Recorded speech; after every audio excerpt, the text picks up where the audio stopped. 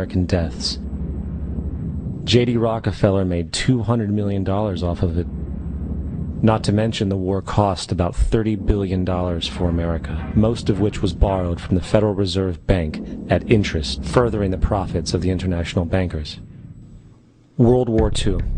On December 7, 1941, Japan attacked the American fleet at Pearl Harbor, triggering our entry into that war. President Franklin D. Roosevelt declared the attack was a day that will live in infamy. A day of infamy indeed, but not because of the alleged surprise attack on Pearl Harbor.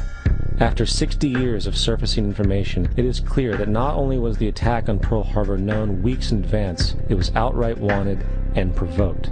Roosevelt, whose family had been New York bankers since the 18th century, whose uncle Frederick was on the original Federal Reserve Board, was very sympathetic to the interests of the international bankers, and the interest was to enter the war, as we've seen, nothing is more profitable for international bankers than war. In a journal entry by Roosevelt's Secretary of War Henry Stimson, dated November 25, 1941, he documented a conversation he had with Roosevelt.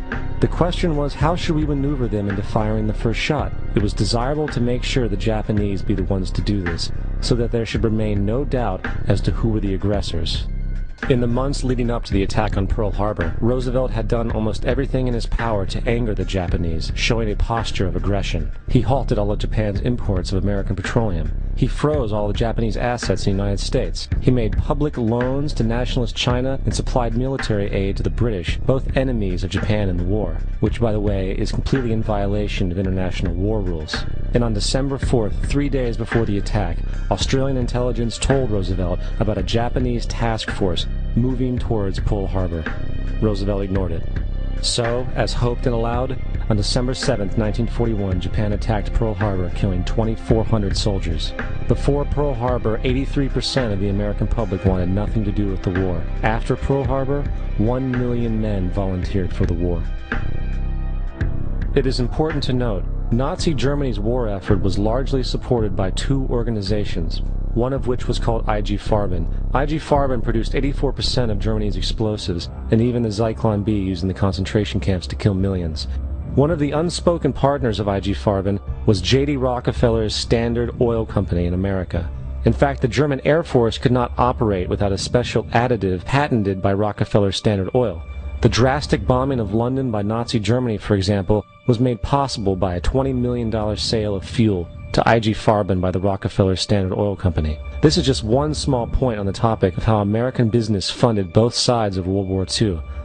One other treasonous organization worth mentioning is the Union Banking Corporation of New York City. Not only did it finance numerous aspects of Hitler's rise to power, along with actual materials during the war, it was also a Nazi money laundering bank, which was eventually exposed for having millions of dollars of Nazi money in its vaults. The Union Banking Corporation of New York was eventually seized for violations of the Trading with the Enemy Act. Guess who the director and vice president of the Union Bank was? Prescott Bush, our current president's grandfather, and of course our former president's father. Keep that in mind when considering the moral and political dispositions of the Bush family. Vietnam. The United States' official declaration of war on North Vietnam in 1964 came after an alleged incident involving two U.S. destroyers being attacked by North Vietnamese PT boats in the Gulf of Tonkin. This was known as the Gulf of Tonkin Incident. This single situation was the catalytic pretext for massive troop deployment and full-fledged warfare. One problem, however, the attack on the U.S. destroyers by Vietnamese PT boats never happened. It was a completely staged event to have an excuse to enter the war. Former Secretary of Defense Robert McNamara stated years later that the Gulf of Tonkin incident was a mistake, while many other insiders and officers have come forward, relaying that it was a contrived farce, a complete lie. Once in the war, it was business as usual. In October 1966, President Lyndon Johnson lifted trading restrictions on the Soviet bloc, knowing full well that the Soviets were providing upwards of 80% of North Vietnam's war supplies.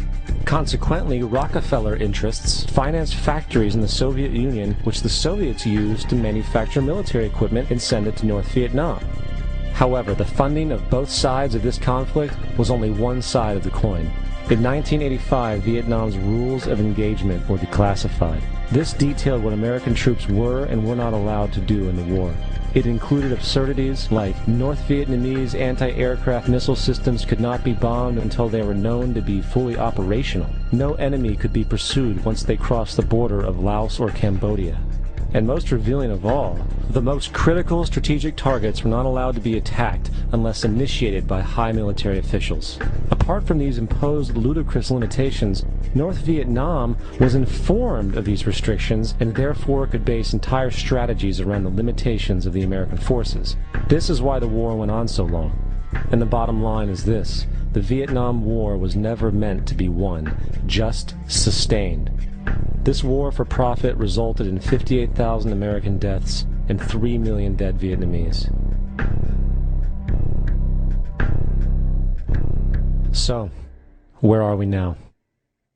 September 11th was the jumpstart for what is now an accelerated agenda by the ruthless elite. It was a staged war pretext no different than the sinking of the Lusitania, the provoking of Pearl Harbor, and the Gulf of Tonkin lie. In fact, if 9/11 wasn't a planned war pretext, it would be an exception to the rule. It has been used to launch 2 unprovoked illegal wars, one against Iraq and one against Afghanistan. However, 9/11 was a pretext for another war as well, the war against you.